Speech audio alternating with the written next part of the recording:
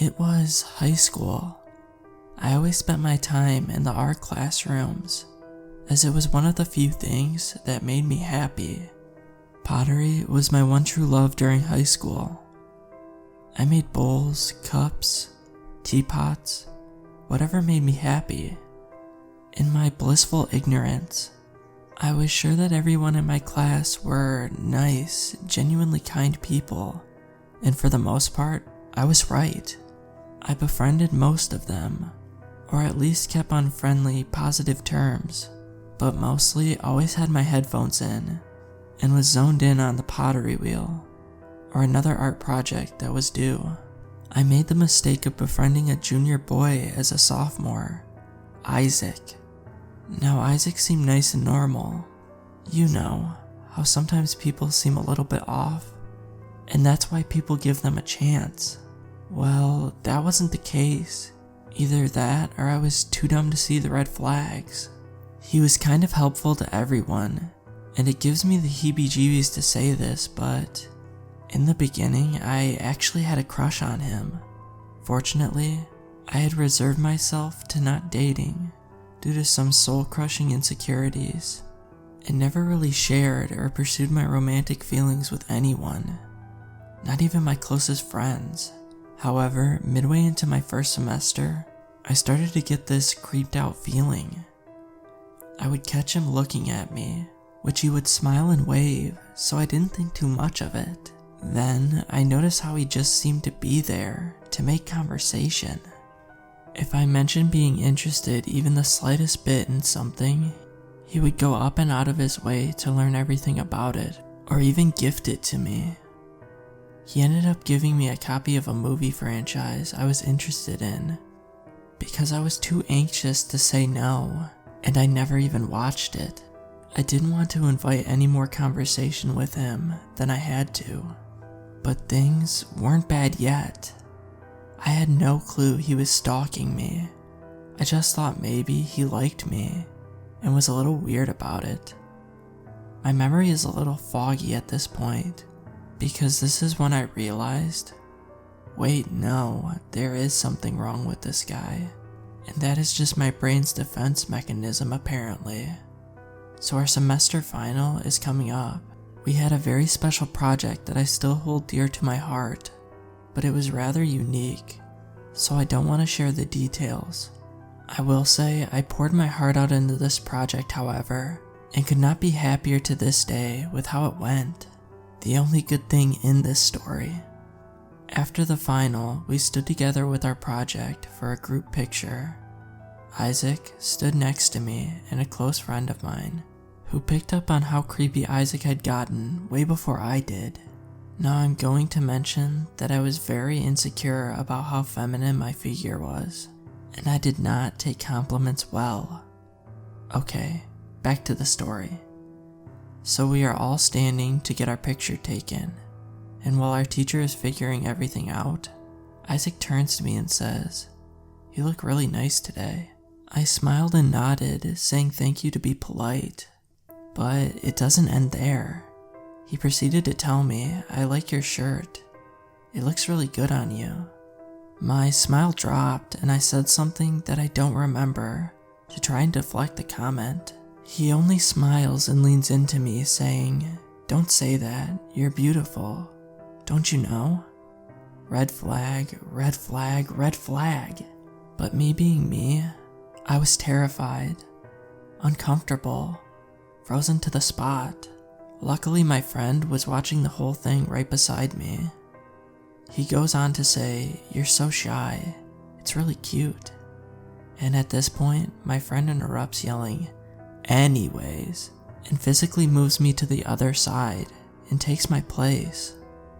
Was I about to cry? Yes. Did I? Also yes. Later in the bathroom, she asks me if I'm okay, and I nod.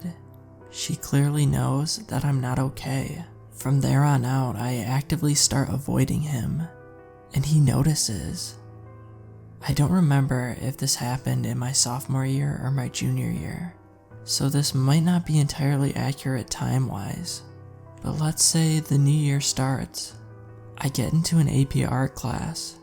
I figure out my schedule, reluctantly say hi to Isaac and everyone else, and soon it's business as usual, traveling dead-eyed from one classroom to another. But very quickly I notice, any class I had on the first floor, Isaac was always there to chat me up. I would smile politely, walk as quickly to my next class as I could, but it felt like he was always there. Then, it happened. I'm in the art room, working on the wheel, with a group of others, and he comes and either kneels or sits across from me. He would always try to talk to me when I was throwing on the wheel, even when I had headphones in, and he starts to work his way into asking me out. In front of everyone. I'm very familiar with people trying to get you to do something you don't want to do in a public setting, in hopes that you will say yes, as to not make a scene. But I was very tired of being polite, even though everyone else could tell I was uncomfortable. So I was thinking maybe we could... No. One of the first goddamn times I ever told someone no in my entire life. I thought I was going to get murdered for it. He freaks out. I honestly don't remember what happened. I just remember I ended up on the other side of the classroom, and his friend physically dragged him into the other room and put him in his place. His friend comes back out and asks me if I'm okay, and tells me he is so sorry for Isaac's outburst. And I don't even remember what I said.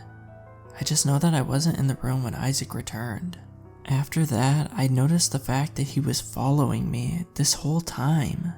I had made a few more upperclassmen friends who picked up on this as well, which I am so grateful for them, but they couldn't always be around.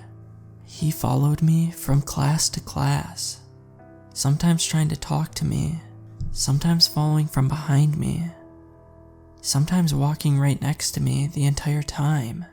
He would find me in the cafeteria, where I had the horrible luck of not sharing it with anyone who I knew, and he would wait for me to leave the school and followed me to my bus. I decided screw this and told my dad. I thought if anyone could scare this guy into not looking in my direction ever again, it would be my dad. The guy who's head chef and bartender at the restaurant he works at. The guy who throws out rowdy drunks and beat the hell out of a guy who tried to sucker punch him after trying to bail on his check. The guy that scares the hell out of all of my friends on accident. He will scare this boy for sure. Except he didn't believe me. He told me later that he didn't think I was serious and thought I was just exaggerating. So I told my counselor, "Oh, but Isaac is such a sweet boy. He's just a little awkward." And then I told my art teacher, "Some people just show emotions differently. I can't do anything about that." Cool, I had a few friends who could keep him away from me a few times a week, and absolutely no adults to help me. So I stopped going to the art room outside of class. I stopped going to lunch, and then class. The only time he wasn't there watching me was when I lost him in a crowd of kids and hid in the bathroom until the bell rang. I cut across the road to get to the buses, which I continuously got yelled at for, but it was the only way I could get away from him. He never laid a hand on me, thank God, but the mental games were exhausting. I was paranoid, tired and anxious. I found out how to get into the art room when there was no one there. Upper class art students were notorious for just always being in the art room. It was technically 3 connected rooms. The main entrance was the storage area, which led to the regular classroom, and out the side was the ceramics room with another door.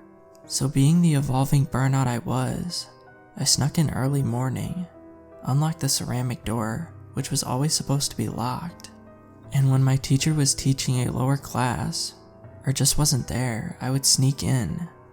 I felt like I had my space back, and for a while I actually thought things were getting better. Have you ever sat in a public bathroom for 6 hours before? It's honestly awful. so I was so happy to have the art room back. I would throw my backpack down, pull my hair back, blast my music, and just vibe. I got pretty comfortable with going into the rest of the art room, and one day, of course, I come out to clean a few paintbrushes and see him walking through, talking to our teacher, and wouldn't you know it, he sees me. So I go back into the ceramics room alone, like the dumbest final girl from a horror movie, and almost immediately he is shutting the door behind us.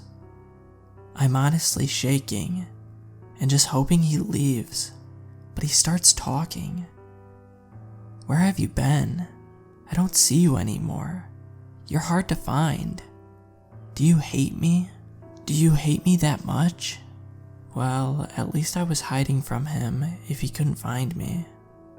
I don't remember if I said anything, I just remember everything felt like it was in slow motion. He seemed really close to me, and I think I said I had to go. Then I booked it out of there, and into the nurse's office. Come to think of it, I should have told the nurse or my history teacher, our security guy. They had more sympathy on their left pinky than the entire rest of the staff put together. I know a good school nurse. After that, I didn't really go anywhere unless someone was with me. Even then, I felt him staring at me, and without fail, I could pick him out of the crowd, watching me.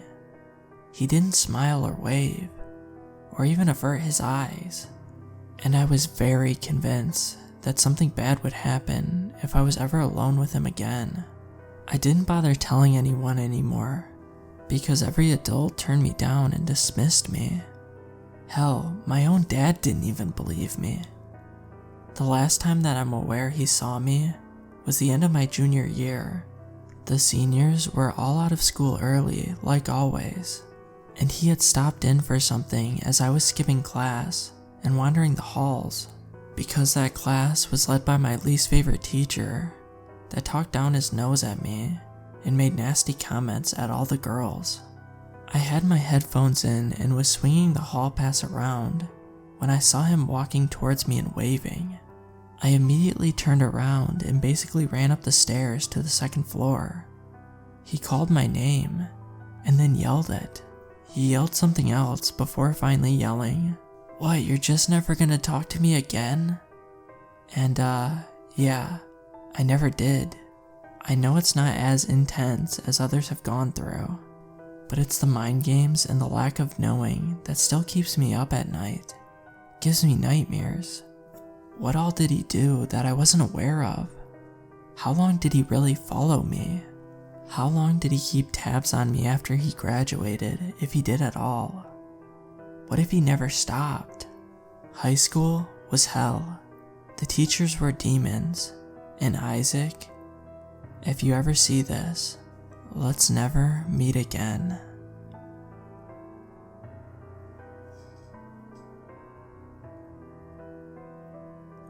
Hi all, bit freaked out, so I'll just get right into it. One Wednesday night in November, at around 10:30, I heard a knock on my front door. I was upstairs at the time and I wasn't entirely sure if I had actually heard it, as I don't get too many guests at that time, especially on a weekday. I live on a fairly busy street, but it usually quiets down around 7:30 p.m. and very few people, other than neighbors, come and go after that. Anyway, I decided that it wasn't likely and that I'd imagined it, so I went downstairs, made a cup of coffee, and forgot about it for a half an hour. For some reason, it popped back into my head, and I decided to check the Ring doorbell app to see if the doorbell had caught anything. Not really expecting to find much, so it took me by surprise when I saw a stranger in a yellow jacket and a beanie hat standing at my front door just a half an hour before. I watched the video. It captures the few steps he takes before he stood directly in front of my door. He looks up at my bedroom, and then he takes a step back into the road. My front door opens directly onto the footpath, and there's a road after that. Now, I can't tell if he takes this step back in order to see my bedroom better, or if it's because a car just turned onto my road, and he wanted to position himself between two parked cars to make it more difficult for anyone to see him. Whatever it was, he definitely seemed to be aware of the car. When the car is out of sight, he steps forward and knocks on my door. People do this a lot despite me having a doorbell, and the moment he knocks, he starts to act even weirder. He rubs his head, he's looking left and right, and then up at my window, and then left and right, up at my window again. He sighs as though he's exasperated, and then something to my right catches his eye, and he very swiftly power walks off to the opposite direction that he came from. Moments later, I hear my neighbor's front door open, and I realize that this strange man has seen the neighbor walking towards his door through the privacy glass, and decided that he didn't want that confrontation. I live in a terraced house, and it's easy for neighbors to get confused by whose door is being knocked on. I call for my partner to watch the video, and he also has never seen this man before, but agrees that he looks really dodgy. I send the video to two of my brothers, who also agree he looks shifty as hell, and advise me to call the police if he comes back, and to then call them right away. Now, we live in a high crime area, and we've all seen our fair share of drama and trauma, and we are all detecting something off about this man. It's not just a case of paranoia. Anyway, I decided to check previous captures by my doorbell, and I see this guy walk past my house 4 nights in a row.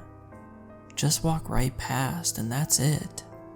The last being the 5th time, the incident where we caught him, the one I just described. He was never seen again. So last night, about 11 p.m., I'm in my backyard emptying my indoor recycling bin into the outdoor one, when I suddenly get an odd sensation and look to my left to see what looks like the shape of a man standing at the far end of my alleyway. In some English terraced houses, 2 houses will share a long alleyway that is sandwiched between them and sort of built into the brickwork. They're really dark even in the daylight, and most people will agree, quite scary. Mine and my neighbor's back gardens can be accessed through our alley, and it leads right out onto the street. Now, my alley has a large gate that I try to keep locked at all times, but I have noticed that someone has only been putting the latch on and not locking it with the key. Anyway, back to the shape. I don't have the best eyesight, so for a moment I thought my mind was playing tricks on me. It was like there was a vague man shape that was darker than the surrounding dark. So I'm looking at it, trying to convince myself that my mind is playing tricks on me, when suddenly, my heart is in my throat, because I hear frantic footsteps coming from the direction of the shape, and I suddenly lose sight of the head, or where I thought the head was, like it had suddenly ducked down or something. I literally flew into my house and locked the door. I stood in my kitchen, looking out the window, not knowing what to expect when I realized my partner is in his shed doing woodwork. So I texted him, "Someone's in the alley," and to stay put. He took that as run into the garden wielding a hammer. So that's what he did. This creep would have had plenty of time to realize what was going on, as my garden is long, and so he took off. My partner confirmed that the gate had been messed with and opened. I'm just wondering if the two things are linked, and what everyone's thoughts are. I have the video, but I live right across the street from a small business with its name in huge letters, and so for privacy reasons I'd rather not upload it. But if you are interested, I'll link the video down in the description. for you to check out for yourself.